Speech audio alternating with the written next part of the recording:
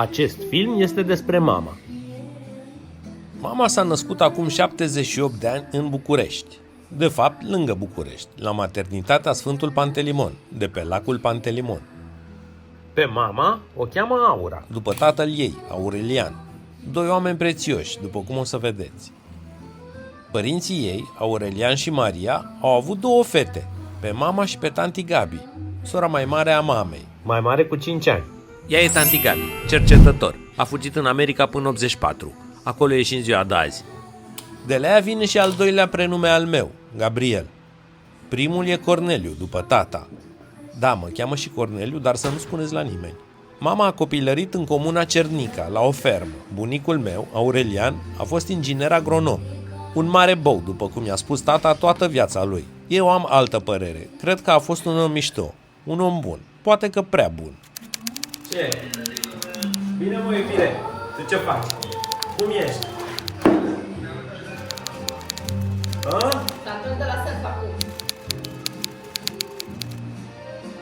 Și cum e? Băi, da, te alunghez foarte puțin, 5 minute. Ce face cu sala, Alice? Să încerce să-și găsească acolo? Sau să se concentreze numai pe săl? Ar fi bine să meargă și la sală. Ar fi bine să mergi la sală, fiule, și eu zic la fel.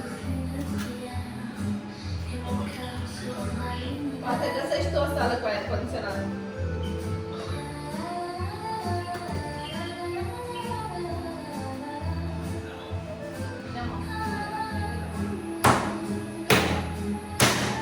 Maria, mama lui mama, sau Mimi, cum îi spunem noi, a fost casnică toată viața.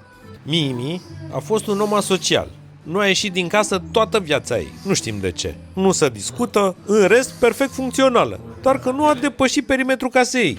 Afară la ea însemna să iasă pe balcon. Am găsit și o poză. Ea este Mimi și el este Aurel. De când îi știu eu, bunicii mei au trăit într-un apartament de 2 camere, lângă gara Obor. S-au mutat acolo imediat după ce a fost construit blocul, la sfârșitul anilor 60. Mama era încă la liceu. Cam înghesuiți. Patul lui Mimi și al lui Aurel era în sufragerie. De fapt, sufrageria era multifuncțională, dormitor, living și sală de mese. Bucătăria era atât de mică încât dacă intrau toți 4 acolo, părea compartiment de tren de noapte. Apartamentul avea vreo 55 de metri pătrați, cu tot cu balcon. Cred că după el s-au proiectat conservele de sardine. Ca să trecem puțin și la tata. Tata singur la părinți, cu 5 ani mai mare decât mama. Născut în Mizil și crescut la Ploiești. Tata la un moment dat a ajuns director la institutul lui. Și cred că a rămas cu sechele. Este cel mai sfătos om pe care îl cunosc eu. Chiar și acum curentat la cap, el vine să dea direcții. Acum Lavinia făcea niște gogoși și el cu indicațiile, miezul în piersică. Tata e Xavier. Da, știu, ciudat nume. Adică tatălui. Profesor universitar de fizică și chimie. Mama e Ana, casnică și ea, la fel ca Mimi. După mama e Ana i-am pus numele Anei, fata noastră cea mică.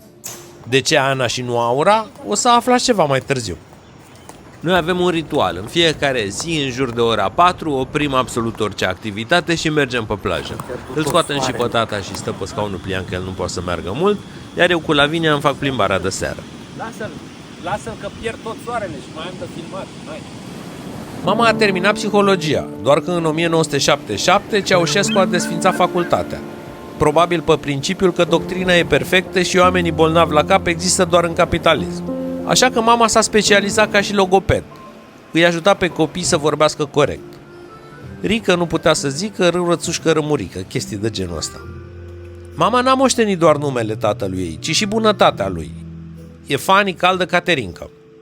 N-am văzut-o niciodată certându-se cu cineva, în afară de tata. Nu știu exact cum s-au cunoscut ai mei, dar știu că după câteva întâlniri, mama a fost repartizată profesoară undeva la țară, departe de București. Condiții nasoale, WC-ul în curte, un bloc vechi de nefamiliști, zgomot, tractoriști, beți, vibe de pușcărie. Pe vremea aia nu exista WhatsApp, maxim telefon, scrisorile erau forță. Așa că mama și tata și-au continuat relația prin scrisori, scrise de mână. Epic, frate. Mama voia să fie profesoară în București, nu la capătul lumii. Dar pe vremea lui Ceaușescu, fără relații la partid, primeai doar ce vrea partidul. Povestea face că tata, inginer metalurg în București, a reușit să-i găsească un post în capitală. Drept răsplată, mama s-a îndrăgostit pe loc. În 76 au făcut nunta, în 77 am apărut eu. Repede. Am găsit și o poză de la nuntă. Jos stă mama cu nașa, nașul tata, lângă tata este tataie Exevie cu mamaie Ana, lângă naș este Aurel cu Mimi. Mărul discordiei apare chiar la nuntă, când Aurel, tatăl mamei, îi promite lui tata că îi va da zestrea după ce strânge recolta. Luase în arendă o livadă de piersici la Cernica. Tata a zis că e ok, că nu banii contează, că o ia din dragoste. Norocul a făcut că în martie, la cutremurul din 77, ai mei să fi fost la mare, la tratament. Eu eram încă în burtă. Am venit câteva luni mai târziu, în septembrie. Ghinionul a fost că, la cutremur, casa în care locuiau ei s-a prăbușit. Acum începe distracția. Așa că tata s-a dus la Aurel și a cerut banii promiși, ca să poată reconstrui casa. Aurel îi zice, ce bani? Acolo a explodat buba. O rană care n-a trecut nici după divorț. Certurile erau cam așa. Taică tu e un nesimțit, un bou, m-a mințit. Mama îi răspundea că tata nu-l înțelege pe Aurel, că a dat greș cu piersicile, că recolta n-a ieșit, că nu l-a înșelat intenționat. Tata nervos, bă, n-are cuvânt, bă, a reconstruit casa singur, bă. Și tot așa. Tata n-a trecut niciodată peste episodul ăsta, iar mama n-a încetat niciodată să-și apere tatăl.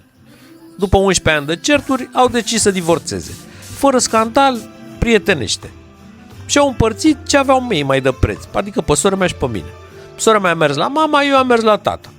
N-aș fi vrut să rămân cu el, că nu era un om mișto. Dar mama mi-a spus, bă, n-am cum să te iau și pe tine, ești mare, ești băiat, iar la Mimi și la Aurică nu încăpem cu toții. Atunci n-am înțeles. Mai târziu am realizat că uneori viața nu oferă explicații, doar variante, așa că să trecem mai departe. Tata a fost toată viața lui un om supărat, un certăreț, un trist. După divorț, tata a intrat într-o depresie activă și nu a ieșit decât după AVC-ul pe care l-a făcut acum 3 ani. Sună groaznic ce spun, dar după AVC, tata a devenit cea mai blândă versiune a lui pe care am cunoscut-o eu vreodată. Dacă n-ar avea incontinență urinară și nu s-ar mai scăpa pe el din când în când, ar fi perfect, frate. După divorț, eu m-am dus la mamaia Ana și am rugat-o să mă ia la ea la Ploiești și ea a acceptat. Acolo am terminat generala și liceul. Mama s-a întors cu sora mea la Mimi și la Aurel și acolo este și în ziua de azi. M-am întrebat de multe ori dacă ar fi putut să găsească ceva cu chirie să ne ia pe amândoi. Dacă întoarcerea în casa părinților a fost singura variantă sau doar cea simplă, nu știu. Dar chiar și după divorț, ai mei au continuat să petreacă weekenduri și concedii împreună, până când tata a făcut AVC-ul. De atunci, el nu se mai ceartă cu nimeni. Sau poate că în sfârșit viața l-a obosit suficient ca să renunțe. Și de fapt, de-abia după AVC, mama l-a lăsat cu adevărat. M-ați văzut-o lucrând la această husă de laptop. Este un design original, I Am Family. Are o închidere cu magneți ascunși, cusută integral de mână, minimalistă și făcută să dureze o viață. Așa că vă prezint cu drag și respect husa Aura, disponibilă în curând.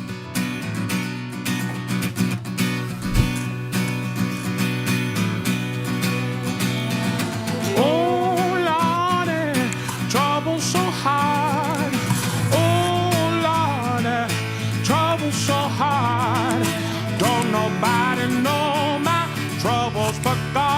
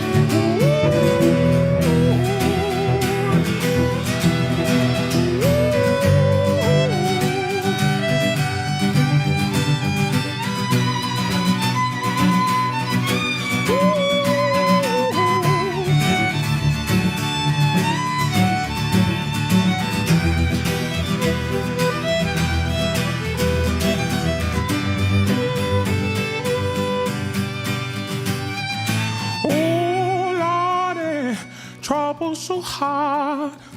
Oh Lord, trouble so hard. Don't nobody know my troubles but God. Don't nobody know my troubles but God.